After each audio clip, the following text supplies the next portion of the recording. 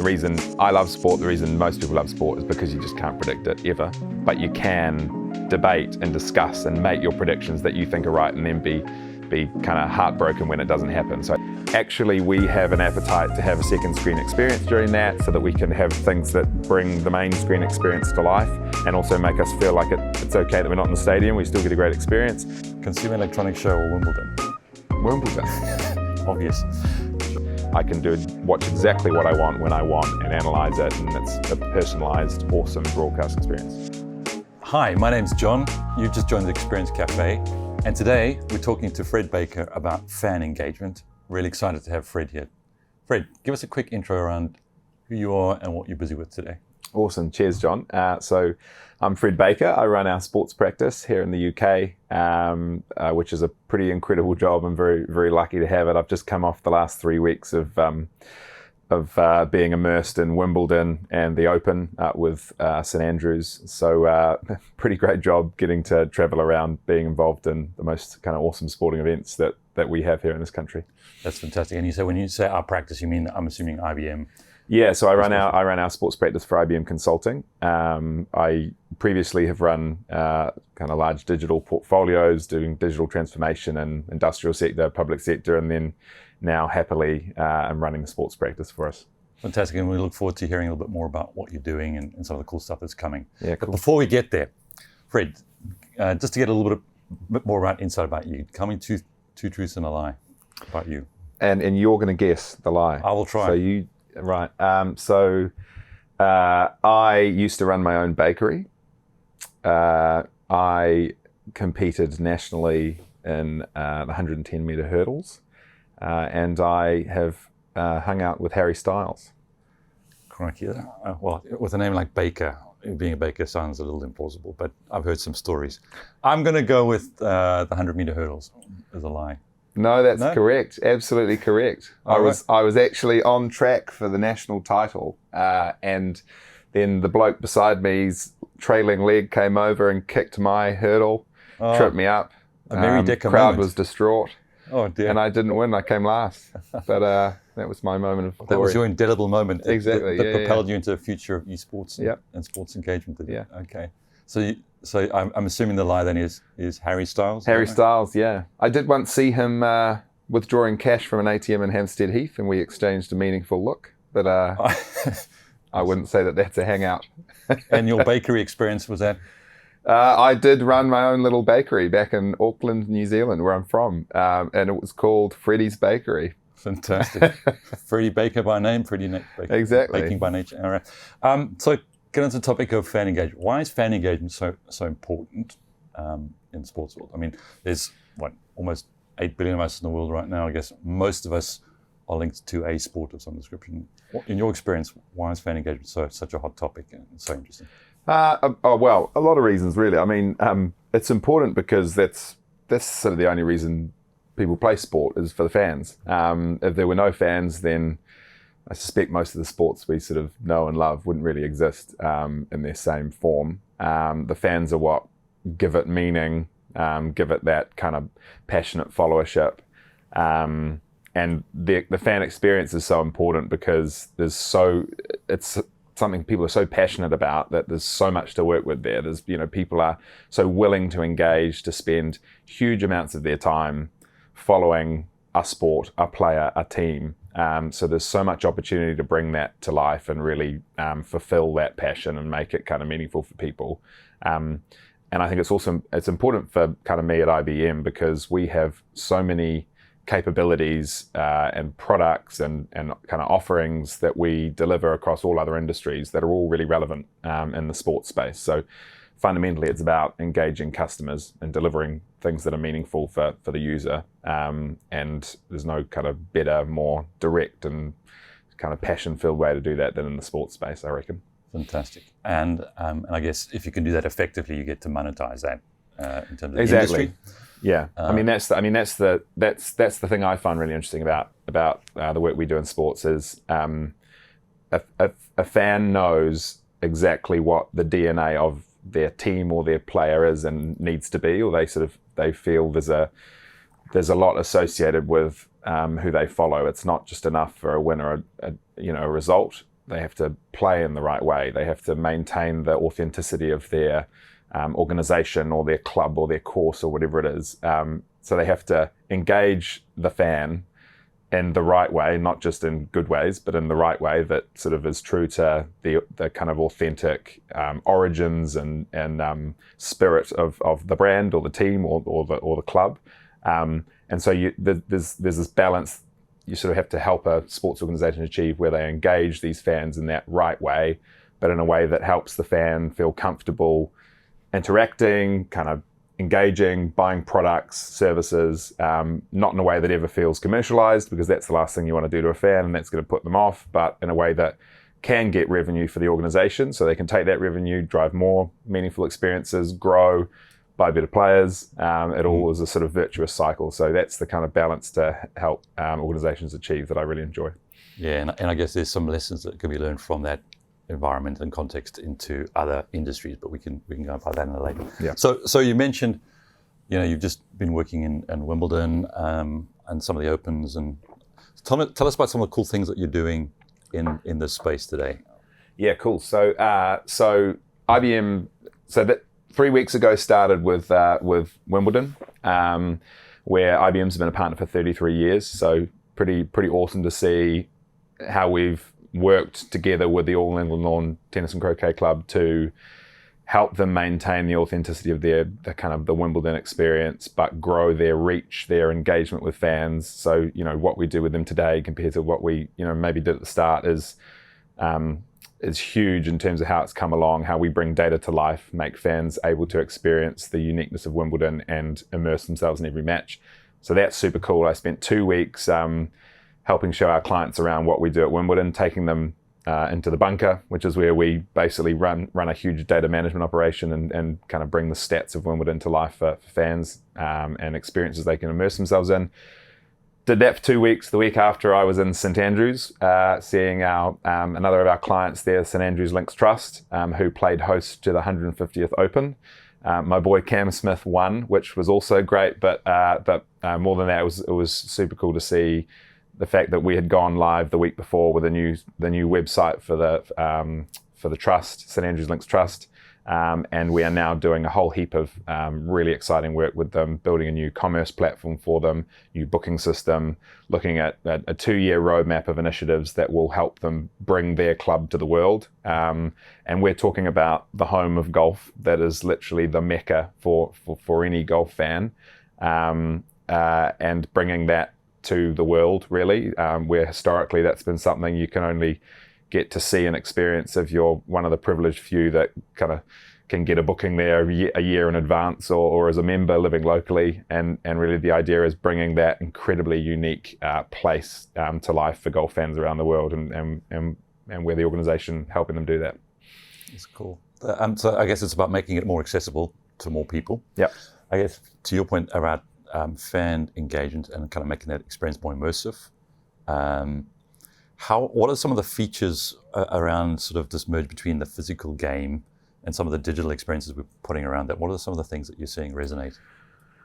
So for us, what we do well, and what I think is really working, starts with data. So sport has now for a long time, but exponentially so in the recent period, just got so much data around it. There's kind of data about a position of a ball, a position of a player, that there's just so much data in that sense. There's data about everything historical that has ever happened for a team, an opposition, a player, a coach. There's data about fans, about the kind of volume they're making, about how they're feeling, their sentiment. There's data about billions of pundits and comments being made. So all this data is there. And we also know that when we are passionate about sport, we have a huge appetite for that data and digesting it and debating it and kind of having it mean things for what we think about the outcome. So that's something we've been looking at more and more, is how we bring data, not just to then help with keeping the score, but to help fans to understand little aspects of the game that they'll then be able to look for. Is it actually going to be the pressing that a left back does that is going to change the outcome of a season? Or is it going to be a certain winger in a rugby team staying fit that will mean that a team has X% more likelihood to win. These sorts of things, bring stats to life for fans, is proving really successful. I think we've seen it in the States, like with ESPN Fantasy Football, where we've been partnered with them for a long time. We do all of their fantasy football stats. In the States, they love it. It really helps fans engage. Fans will spend half of their year on the ESPN Fantasy Football site engaging with the sport, and then that enables their experience when watching the match to be so much more kind of detailed and immersive. So I think there's a lot of that. And then the second thing I reckon is kind of extending the rich experience. So we see here, like with a football game or a cricket game, rugby game, there's this amazing 80 or 90 minutes that a fan can really engage. Actually, we have an appetite to have a second screen experience during that, so that we can have things that bring the main screen experience to life and also make us feel like it's okay that we're not in the stadium, we still get a great experience. And also we're super keen before and after to digest more and more about the match, to engage with predicting things or insights that we think kind of will be meaningful for a match, to understand the past and analyze the past and have our say. And then also after the match to engage in meaningful ways and also kind of get things that will help us remember it and interact with communities. So I think there's a ton more we can do to kind of extend the match day experience, if you like, as well, which is exciting. So sort of build the anticipation, the expectation for the experience. You have the 90 minutes or whatever it is for that. Yep. How do you augment that through the game? I mean, I've used the slam tracker, is one of the features for Wimbledon, which I find really interesting, to see the momentum of the game and the predicting the outcome in terms of who's likely to win. I think that there's something called the power rankings, if I'm not mistaken. Yeah. But I guess there sort of starts to actually spill over into something that's sort of maybe the darker side of this, right? Which is, you now got data and insights, to your point, to now start doing predictions of the outcome, and to what extent does that start influencing things like sports betting? What's your opinion on that, or what's the thinking behind that? Because there's a whole industry around sports betting, which, if you start, to your point, leveraging all this data for the fan experience, potentially does that start to drive more interesting predictions on that side? Well, it does. So it does drive more prediction.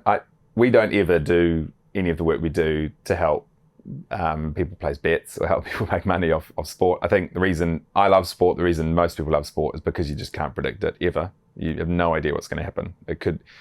Nadal could be out with a rib injury, or a torn abdomen. Sorry, that you just can't predict what's going to happen. I think that's why we love it. But you can debate and discuss and make your predictions that you think are right, and then be kind of heartbroken when it doesn't happen. So I think the reason we do it with Wimbledon, for example, and other kind of events like the Masters, the reason we help people engage and make their own predictions, share their thoughts, is because that makes it more exciting. I think we also can have real success and have had real success at helping organizations internally with their intelligence about their decision making, to optimize their chances of a result, to help them do really intelligent scouting of opposition so that they can then understand the right way to play the next match, the right lineup to select, how to optimize their lineup for this match so that in the long term, over the course of a season, they're going to reduce risk of injuries to certain players, this sort of thing. So it certainly is an intelligence that can be relied on to help make better decisions. But as with kind of a lot of the base of it all is artificial intelligence that we use. And I think, as with anything in any industry with artificial intelligence, it's never meant to replace, and sort of it's never a perfect science. It's meant to augment our decision-making process and help us make even better decisions. So I don't think it's going to help with betting, unfortunately. But I think there's some amazing stuff it can help teams to do to be more successful. And I think it can continue to do more awesome stuff about helping us think about more aspects of a game that'll make it more exciting. Fantastic. So I guess the other thing that kind of, in terms of where it's going, is enriching the current fan experience using all this data. There's this other emergence around esports, and playing sport in the Metaverse. What's your point of view around that? Well, I think that's super cool. I think it's where it's not where the world's going, it's where the world is. So there's over a billion gamers in the world. There's over 200 million active esports gamers, and so esports is literally just organized competitive gaming. That's literally best way to define it. Good friend of mine who I'm working with, Chester King, who's the British Esports Association leader, kind of defined it as. I think it is awesome because originally I wasn't so sure, because I thought, like my childhood, I like being outside, playing around, playing rugby, like the once great All Blacks. But now I think it's brilliant because I realise how much inclusion and diversity it is driving. It doesn't matter where you are, who you are. If you can have an internet connection, you can partake just as equally in kind of these amazing, huge tournaments that are run around the world in esports, whether it's car racing or FIFA or kind of warfare games, whatever it might be. So I think we have this amazing opportunity. We have this hugely captive audience of largely young people who just get tech and who are tech savvy, who are interested in sharing and kind of the spirit of open. They are all actively gaming, actively playing these tournaments across a whole range of platforms.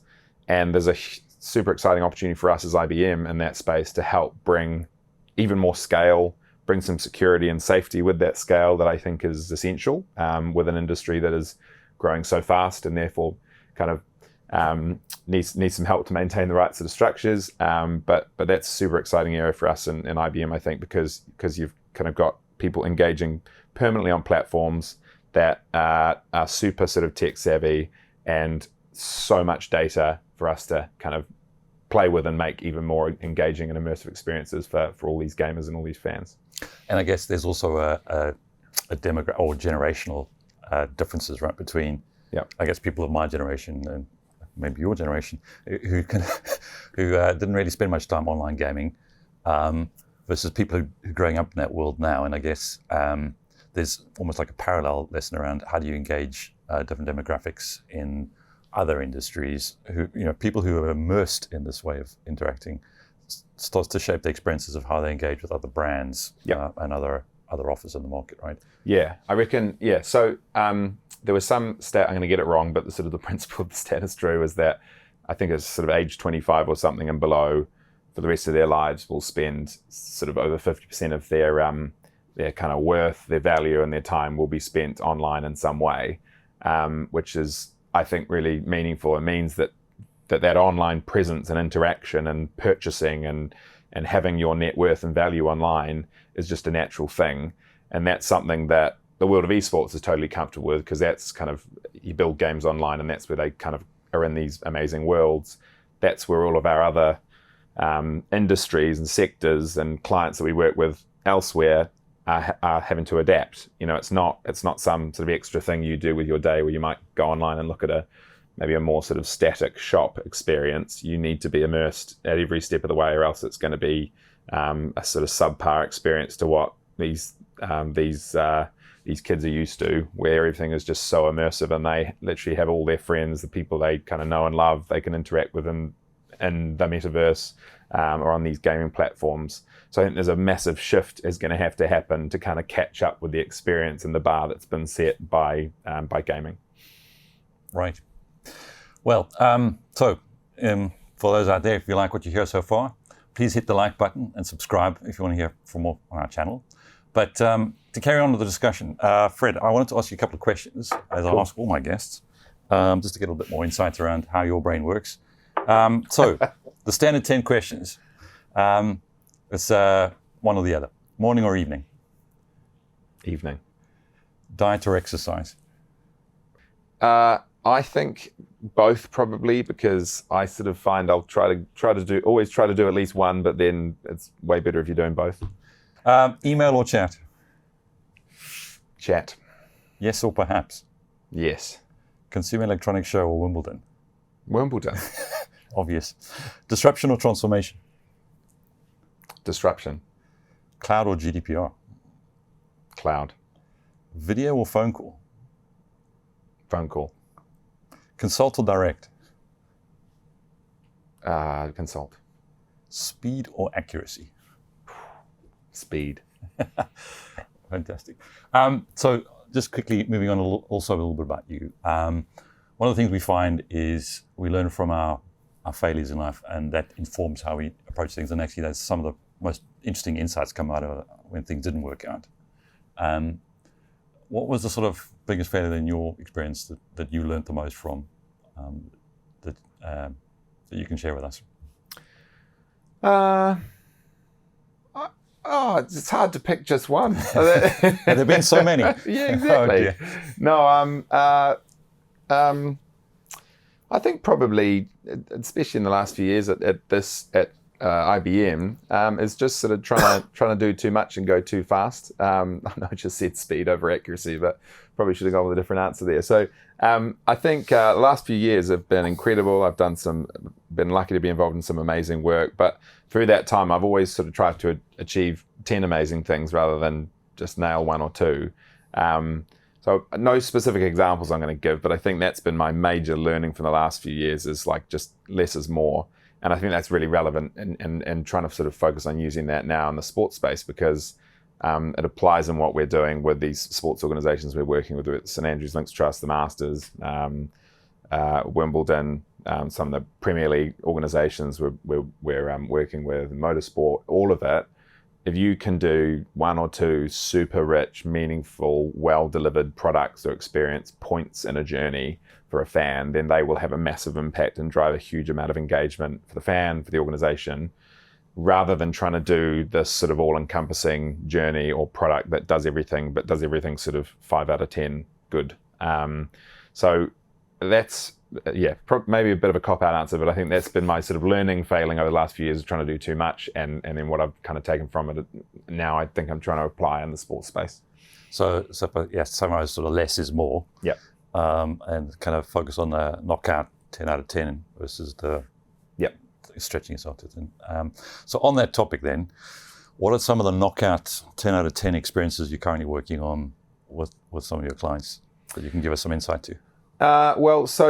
So kind of to that point, not nothing groundbreaking technically, but I think the St Andrews Links Trust site that we've just deployed a couple of weeks ago, or just gone live with a couple of weeks ago, is just beautiful. And genuinely, if you visit, I was speaking with someone last night who went to university at St Andrews, and they said they just spent so long just scrolling through the course and just looking at all the amazing photos and kind of reliving every hole of all the different courses. And I just think it is a beautiful site, amazingly designed by some of our awesome design team, Matt Jervis, Charlie Case. And I just think it's a brilliant example of bringing the right experience to life for fans to immerse themselves in without even having to be groundbreaking in terms of the technology. It's just a great experience. I think some of the stuff we did at Wimbledon the last couple of weeks before that was super cool, and people loved the way we did this thing called explainable AI, basically, where we would surface the main reasons behind our prediction of who was going to win a match, whether it was that someone was particularly good on grass or their last win was much more dominant than the other player. So I think that's super cool. I still think the stuff we do around basically teaching AI to watch sport is awesome. We've now taught AI, our IBM Watson, to watch rugby, football, tennis, chess, and it can basically understand and create automatic highlights. It can enable us to do super detailed scouting and analysis of our own play based on anything we say to it in natural language. So you don't even have to speak computer to be able to then ask Watson to give you a perfectly curated highlights package or deep analysis on specific elements of a match. So I think that's super cool for fans because they can get personalized highlights right then. At the Masters, the team over there do some awesome work, basically giving near real-time broadcast-like experience to fans to watch any golfer they choose near real-time after they've played every single shot. Now that is like, I reckon, as a golf fan, that's groundbreaking because I watch currently and I can see a feature group and I can see the player I love when they decide to film him and show him on camera to me. Now we've got an experience at one of the greatest golf tournaments in the world, the Masters, where fans can watch anything they want whenever it happens, and analyze everything in a really meaningful way in a second screen experience. So I think all of that stuff's super cool. I think we're going to do stuff going forwards that is very cool around intelligence and helping people make better decisions in the sporting arena, in rugby and football, motorsport. Yeah. So just quickly touch on that. So what you're suggesting is today, current technology, you can almost do personalized streaming and highlights in real time, based on real time analytics and monitoring of feeds, right? Yeah. So I can be watching a tournament like the Masters where I, for some reason, and this often happens as a New Zealand fan, is you have sort of one New Zealand sportsman in the field who no one knows about, or no one else really cares about. Oh, right. But he's amazing, and I love him, and I want to watch every shot he plays. Right. Now, if I'm watching Sky or the broadcaster, then I'm probably not going to see him at all. If he misses the cut, then he's probably never going to sort of feature. I'm not going to see anything of him. If I'm watching the IBM app for the IBM Masters app, then I can watch every single shot he plays, and I can analyze everything about his game. What's going on. I can also see everything else. I can watch exactly what I want when I want and analyze it, and it's a personalized, awesome broadcast experience. Yeah, and that takes this whole idea of personalized experiences to the next level. And it's going on in other industries right now as well, right? If I just look at customer data platforms is the new hot topic around how do you drive that personalized experience for customers in various industries, and what you've just explained there is something that's very real for this industry. Yeah, and I guess it's, to some extent is applicable and transferable to other places, right? Yeah, and it's interesting because and sport is this kind of very interesting industry versus others, because it's, on the one hand, users or customers are exponentially more willing to give their data than they are in other industries. So if I think I'm going to get one more minute of content of it's hard to pick a player in the Man United team at the moment that isn't either leaving or sort of still there. But I'm a Man United fan, unfortunately. So if I want to see a minute more of Paul Pogba footage, then I'm going to give all the data in the world so that I have a chance of getting it. Or to get that little bit more data on my team that I love, I will give everything about me and my preferences.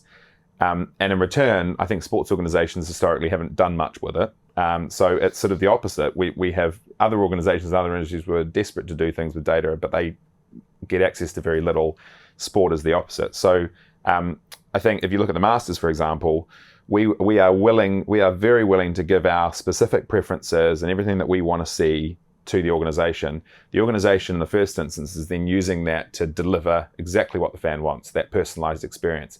But the follow on from that is then you have the opportunity to then analyze exactly what every single customer has done throughout the course of a tournament, what their preferences are, and then you can do something meaningful with that, capitalize on that kind of understanding and insight that you have, to then drive more engagement, more revenue, so on.